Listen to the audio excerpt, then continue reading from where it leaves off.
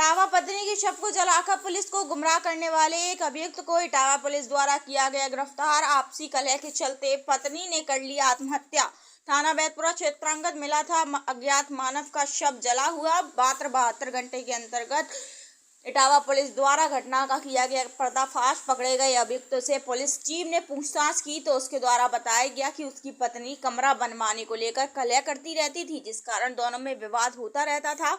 इसी के चलते दिनांक 9/2/2024 को रात्रि में को उसकी पत्नी ने फांसी लगाकर आत्महत्या कर ली। जब इसका उसे पता चला तो पुलिस को गुमराह करने के लिए उसने अपनी पत्नी के शव को छितौनी में खाली पड़े खेत में जला दिया और थाना बैतपुरा पर उसके घर से कहीं जाने के संबंध में झूठी सूचना दे दी थी। इटावा से स्टेट हेड विनीत कुमार की रिपोर्ट। एक डेड बॉडी मिली थी, उसको किस तरह से एक्सपोज किया है, कैसे पता लगा, कहाँ की थी वो?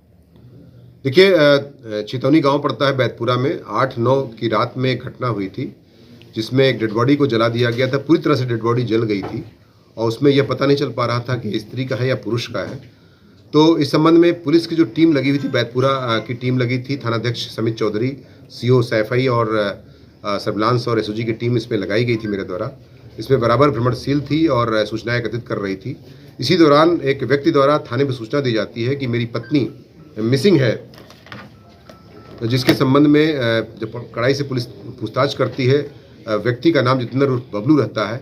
वह व्यक्ति अपना जुर्म स्वीकार कर लेता है और बताता है कि मेरी पत्नी जो है घर के विवादों में और ज़मीन का जो निर्माण चल रहा था, कमरे का, सिलाई मशीन का दुकान लगानी थी उसको, जिसके लिए ससुर से और पति से उसका विवाद चल रहा था।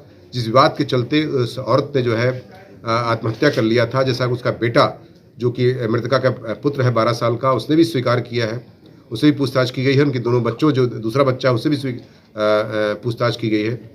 और बाद में पता चलता है कि जो ये व्यक्ति जितेंद्र बबलू है, जो मुख्य अभियुक्त गिरफ्तार भी हो गया है वो, और वो बताता है कि मदर डेयरी में वो काम करता है और डेली वेज पर, और सुबह 9 बजे जाता है, 5 साढ़े 5 बजे लौटता है वो। तो पहले से विवाद चल रहा था कि खेत की सीमा और रूम की जो साइज़ थी उसको बढ़ाने के लेकर के, और खेत की जो सीमा थी वो कम होने के नाते ससुर से उसका विवाद चल रहा था मृतका का, जिसके वजह से उसने फांसी लगा लिया।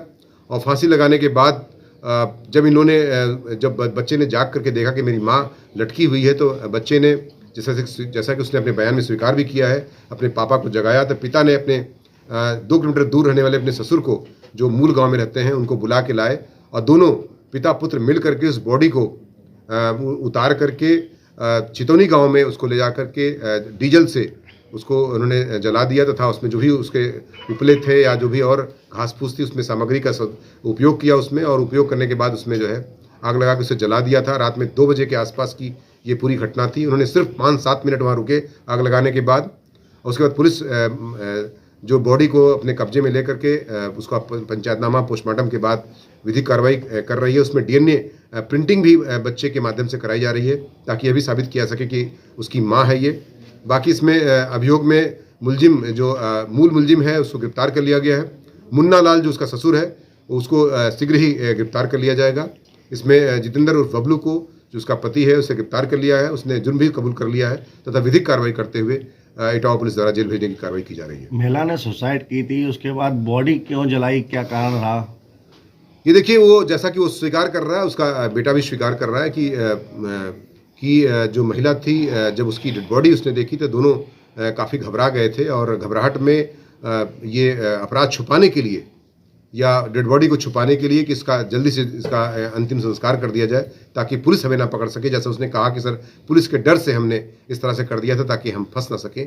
और बाकी उसने भी कहा कि सर, पुलिस तो बहुत तेज़ काम करती है, पुलिस जो है अपराध को निश्चित तौर से बहुत गहराई से भी वर्कआउट कर लेती है। पुलिस को सर कैसे जानकारी हुई कि ये महिला इसकी पत्नी है या इसका पति है? पति जो है, जो इसका जितेंद्र बबलू है, वो थाने पर आया था, और इसके पिता बाबूराम राठौर, जो कि हमारे अहिरीपुर बकेवर के रहने वाले हैं, वो उसको फ़ोन कर रहे थे, जो लड़की के पिता थे, कि हमारी बेटी क्यों नहीं फ़ोन रिस्पॉन्ड कर रही है। तो इसने अपने ससुर से यही बोला कि वो जसवंत नगर गई हुई है और 2-3 दिन से गायब है।